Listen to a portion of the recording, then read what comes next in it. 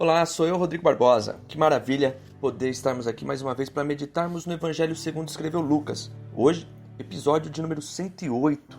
E nós vamos ver a passagem maravilhosa onde Jesus é interrogado acerca de impostos. E ele diz a saudosa frase: dê a César o que é de César e a Deus o que é de Deus. Estou ansioso para poder meditar com você nessa passagem maravilhosa e assim podemos crescer e aprender mais da palavra do Senhor. Convido você agora para tudo e nos próximos minutos dedicar este tempo ao enriquecimento do seu conhecimento. Permita que a palavra te ministre e cresça em graça e conhecimento. Vamos lá? Nossa leitura será em Lucas capítulo 20, do versículo de número 20 até o versículo de número 26. Vamos fazer a leitura. Diz assim o versículo 20 de Lucas, capítulo 20. E trazendo debaixo de olho, mandaram espias que se fingissem de justos para o apanharem em alguma palavra e o entregarem à jurisdição e poder do governador. E perguntaram-lhe dizendo: Mestre, nós sabemos que falas e ensinas bem e retamente, e que não consideras a aparência da pessoa, mas ensinas com verdade o caminho de Deus. É-nos lícito dar tributo a César ou não? E, entendendo ele a sua astúcia, disse-lhes: Por que me tentais? Mostre-me uma moeda. De quem tem a imagem e a inscrição? E respondendo, eles disseram: De César.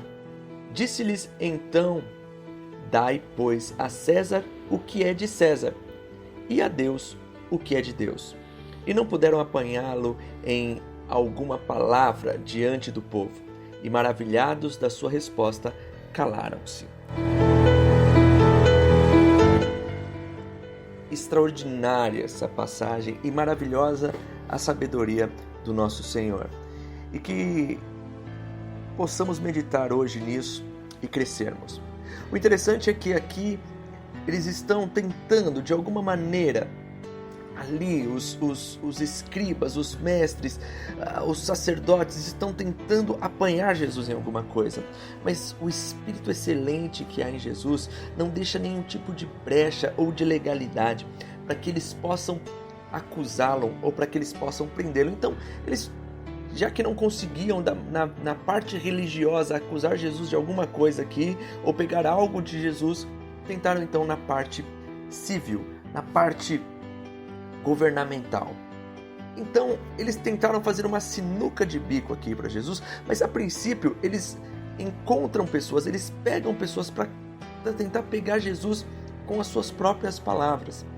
E estes homens chegam com falsos elogios para tentar fazer com que Jesus tropece. Sabe, às vezes tem pessoas que tentam nos bajular para que através das nossas próprias bocas possamos vir a cair.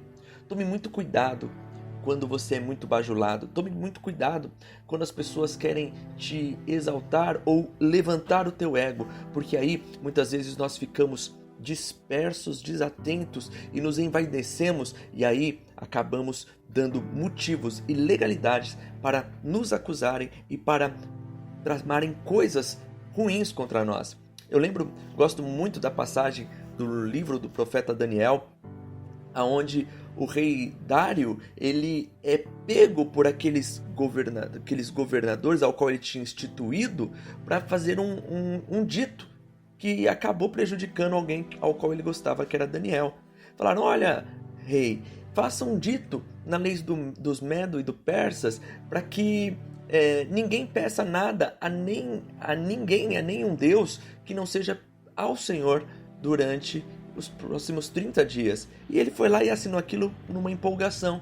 E de repente aquilo prejudicou quem? Um conhecido, um amado dele, que era Daniel, que não deixou de fazer suas petições a Deus. Então, tome muito cuidado com os lisonjeios, tome muito cuidado com toda a bajulação, porque muitas vezes pode ser que isso esteja escondendo más intenções para que possam nos acusar e possam pegar nós em algum tropeço. Tem pessoas que se aproximam de nós se fingindo de amigos, mas na verdade querem algo para nos acusar. Isso é muito triste. Infelizmente isso acontece e foi o que tentaram fazer com Jesus, mas a sabedoria de Jesus é extraordinária. Eles fizeram uma pergunta bem complicada para Jesus. Disseram: Jesus, é lícito dar tributo a César ou não? O que há por trás dessa pergunta?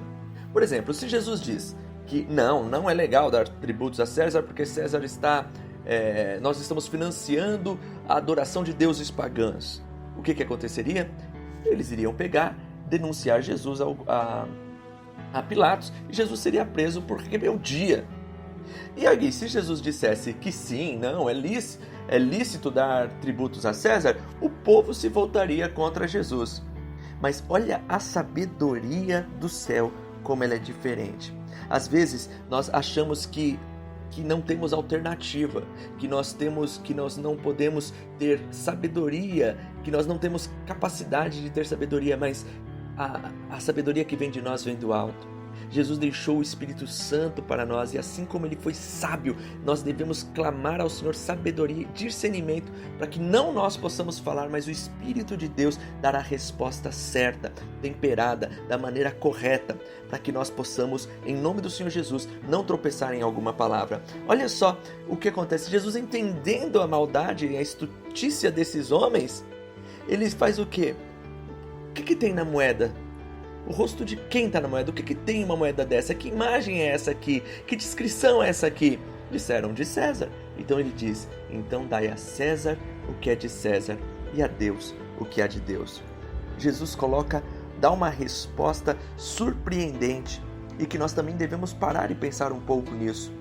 Existem deveres temporais. E o que são deveres temporais? Estamos neste mundo, este mundo existe leis, neste mundo existem governos, neste mundo existem regras e se nós estamos vivendo neste mundo e queremos usufruir dessas coisas, por exemplo, você quer ter um carro, então você sabe que se você ultrapassar as leis de trânsito, você vai tomar multa. Você sabe quais são os valores da multa, você sabe antes mesmo de dirigir que existem essas regras. Se você tiver uma moto e andar sem capacete, você está sujeito a perder. Se você não pagar o IPVA, você vai perder o seu carro. E por mais que ele tenha um adesivinho lá, presente de Deus, ou foi Deus que me deu, meu irmão, se você não pagar o imposto que é devido àquele veículo, você o perderá. Por quê? Porque assim é a lei. E antes de você ter um carro, você sabia que isso existe. Então, se você quer usufruir destes bens,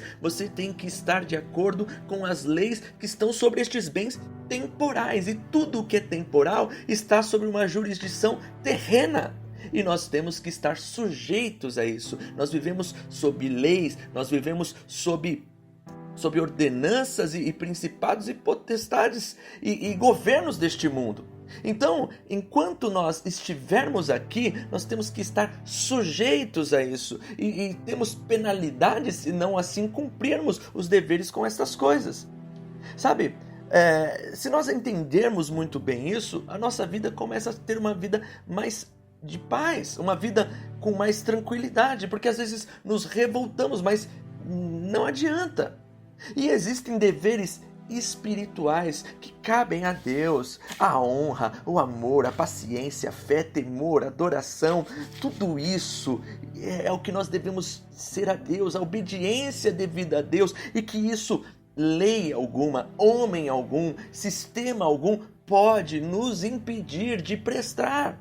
Então, a grande questão aqui é que quando os deveres temporais entram em conflito com os espirituais, aí nós devemos saber a que de fato nós devemos nos inclinar. Um exemplo, eu lembro que eu falei aqui sobre o rei Dário, e Daniel, o dito que dizia que não podia fazer petições a nenhum Deus e a nenhuma pessoa no prazo de 30 dias, e Daniel perseverou nas suas orações. Por quê? Porque aquele dito temporal feito por um homem entrava em conflito direto com a vida e os deveres espirituais de Daniel. Então, o que nós devemos entender?